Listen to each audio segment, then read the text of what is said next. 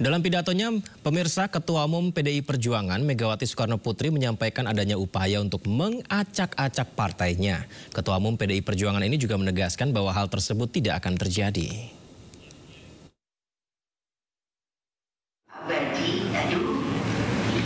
Saya jadi pensiun, jadi presiden. Sekarang masih keren.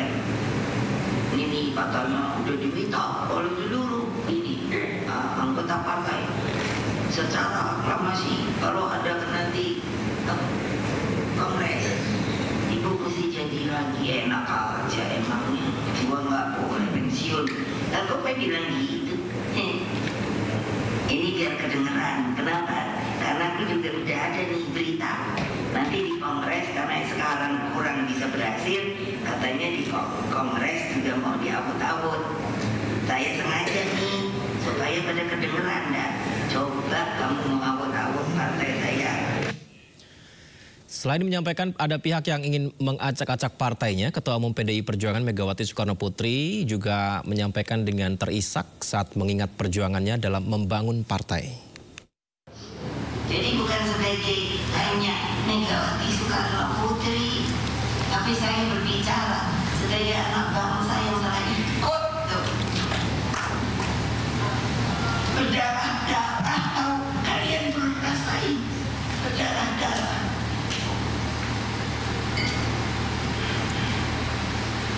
Udah, jangan nanti bikin nangis.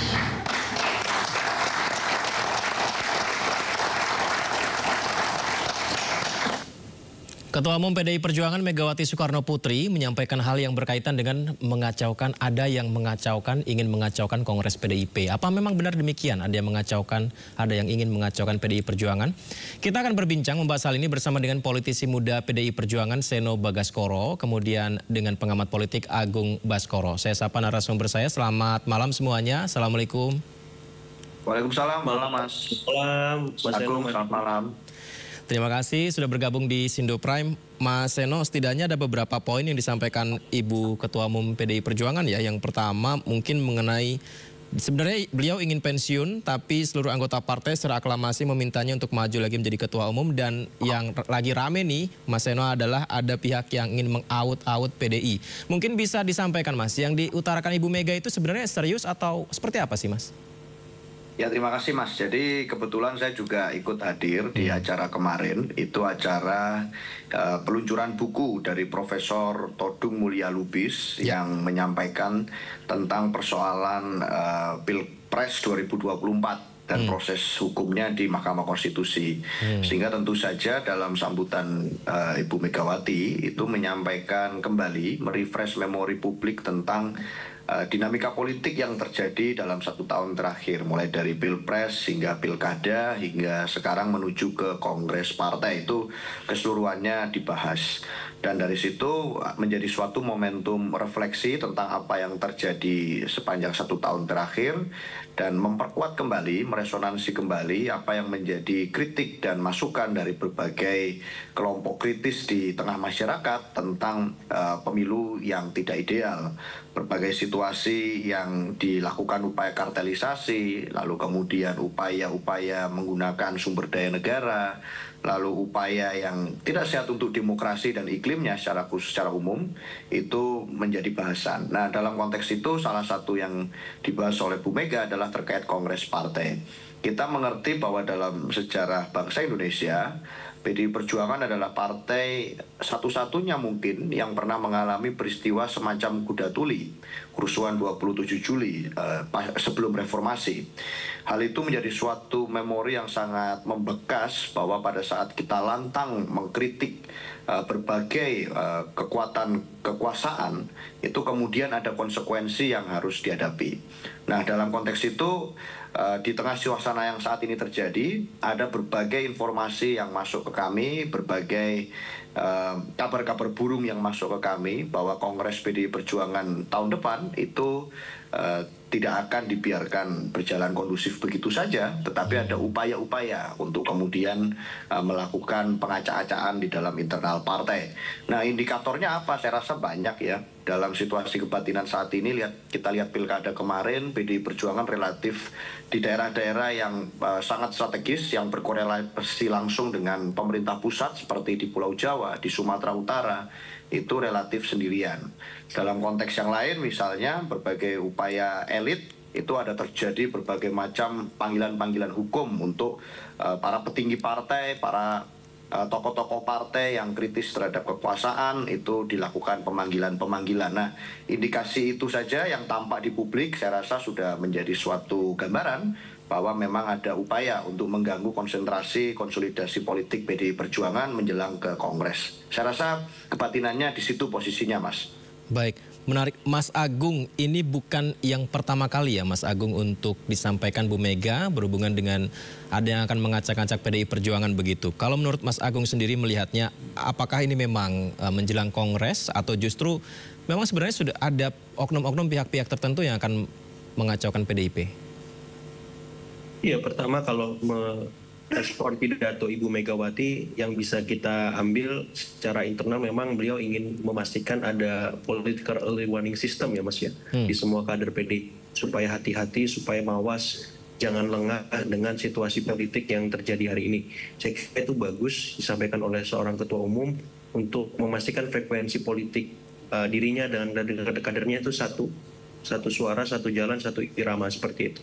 Yang kedua, saya kira secara eksternal memang tinggal PDIP yang berada di seberang kekuasaan dan dalam tanda petik belum terkondisikan oleh kekuasaan, dan untuk itu wajar ketika mengemuka ada arahan pihak-pihak eksternal ingin dalam tanda petik melakukan pengambil alihan ataupun mengacaukan ataupun dalam tanda petik membuat PDIP tidak solid. Karena apa? Karena dengan demikian akan sangat mudah bagi pihak manapun untuk memastikan agenda-agenda politiknya bisa dikuatkan dengan hadirnya PDIP seperti itu. Nah, yang paling penting sebenarnya adalah bagaimana isu-isu ataupun rumor spekulatif semacam ini melibatkan publik, karena biar bagaimanapun PDIP dibutuhkan publik untuk menyeimbangkan kekuasaan. Sekaligus juga penguasa membutuhkan PDIP agar apa? Agar track kekuasaannya berada dalam koridor yang sebenarnya seperti itu. Nah, saya kira ketika ada arahan semacam itu, ini bisa menjadi masukan kepada semua pihak, baik itu kader internal PDIP, publik maupun penguasa, supaya tidak bermain-main dengan hal-hal sensitif semacam ini, karena bisa membuat situasi kebatinan publik, stabilitas nasional, dan hal-hal krusial yang lebih fundamental lagi akan tidak baik, tidak stabil. Saya kira masukan buat semua pihak untuk lebih hati-hati ya ketika melakukan manuver, karena saya melihat juga ada beberapa spanduk bertebaran di ibu kota soal arahan adanya dalam tanda petik rumor isu yang dicuatkan bahwa ada yang ilegal soal kepemimpinan Ibu Mega, kongresnya dan seterusnya. Jadi saya melihat beberapa spanduk itu di jalanan-jalan Jakarta. Saya nggak tahu spanduknya sudah diambil atau sudah dihilangkan, tapi saya sempat membaca itu dan di-share beberapa teman seperti itu. Mas Seno, Mas Agung, sebelum kita lanjutkan dialog menarik ini, kita simak terlebih dahulu informasi berikut ini mengenai nama Megawati Soekarno Putri yang dikenal sebagai sosok yang mencetak sejarah sebagai ketua umum partai terlama di Indonesia, pemirsa. Setidaknya dalam perjalanan politiknya, Megawati telah memimpin PDI Perjuangan hingga 23 tahun. Megawati mengawali karir politiknya pada 1987 dan berkiprah di Partai Demokrasi Indonesia. Megawati terpilih secara aklamasi sebagai Ketua Umum Partai Demokrasi Indonesia tahun 1993. Namun dinamika politik menurunkan Megawati secara paksa dalam Kongres Medan pada 96 digantikan oleh Suryadi. Kemudian tahun 99 Megawati mengganti nama PDI menjadi PDI Perjuangan atau Partai Demokrasi Indonesia Perjuangan. Kemudian tahun 2000 Megawati terpilih secara aklamasi sebagai Ketua Umum PDIP periode 2000 hingga 2005. Jika menilik kiprahnya, setidaknya sudah 24 tahun Megawati menjadi Ketua Umum PDI Perjuangan, sekaligus menjadi Ketua Umum Parpol paling lama yang pernah tercatat sejarah di Indonesia. Baik, kita lanjutkan dialog kita Mas Agung dan juga Mas Seno. Mas Seno, yang juga menarik untuk saya adalah pada saat Ibu Megawati menyampaikan kata-kata terakhirnya setelah out-out tadi ya Mas, yang secara sengaja supaya kedengaran dan coba kamu out-out partai saya. Ini maksudnya bagaimana Mas Seno yang disampaikan Bu Mega? Apakah menantang atau seperti apa sebenarnya Mas? Oh, izin, Mas Seno, audionya belum dibuka. Bisa dibuka terlebih dahulu. Terima kasih.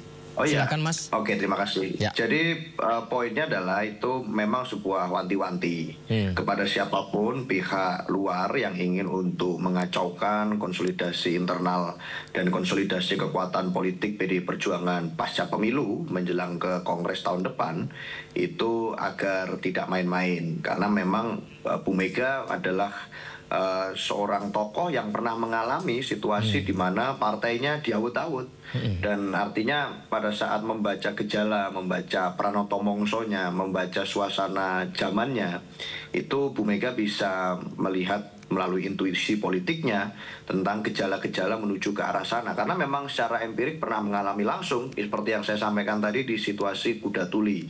Jadi pada siapapun yang mau melakukan langkah-langkah politik yang mengacaukan konsolidasi internal PDI Perjuangan, yang berusaha mengganggu dalam tanda kutip langkah politik PDI Perjuangan, itu agar untuk tidak melakukan itu. Ini wanti-wanti yang diberikan Bu Mega untuk pihak-pihak eksternal yang berusaha melakukan langkah-langkah itu. Kan kita sudah melihat tadi juga disampaikan Mas Agung, ada misalnya poster-poster yang disebarkan di beberapa jalan protokol di Jakarta yang menuduh internal partai itu tidak sah dan seterusnya. Yang mana itu adalah bentuk gangguan, karena semua yang kita lakukan PDI Perjuangan adalah partai yang taat hukum, taat asas hukum, sehingga setiap langkah-langkah politiknya pasti sudah melalui proses mekanisme hukum yang sah. Sehingga kalau ada yang berusaha mengganggu itu, maka tentu saja ini tidak lebih dari serangan politik. Dan kalau serangannya adalah serangan politik, maka kita juga memberikan suatu wanti-wanti yang juga berupa statement politik. Ini yang sedang kita lakukan sekarang menjelang ke Kongres nanti. Poinnya di situ, Mas. Mas Seno, Bu Mega juga menyampaikan bahwa dirinya sebenarnya ingin pensiun, tapi secara aklamasi anggota PDI Perjuangan ingin beliau menjadi ketua umum lagi. Nah, ini sebenarnya apakah beliau masih adalah sosok yang tepat untuk memimpin PDI Perjuangan hingga begitu lama? Atau sebenarnya adakah dari PDI Perjuangan, karena kita tahu kaderisasi di PDI Perjuangan berjalan, nah ini untuk menggantikan beliau ketika benar-benar pensiun?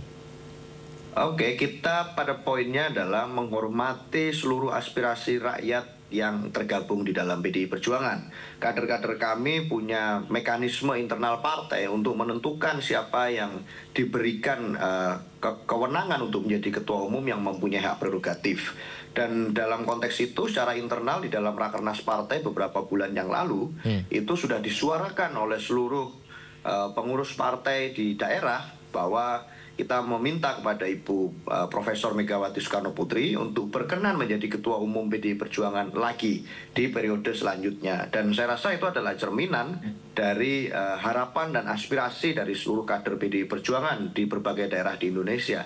Sehingga reaksi dan respon dari Ibu Mega adalah untuk menyikapi dari permohonan tersebut dari para kader. Jadi tidak lebih dari situ, Mas.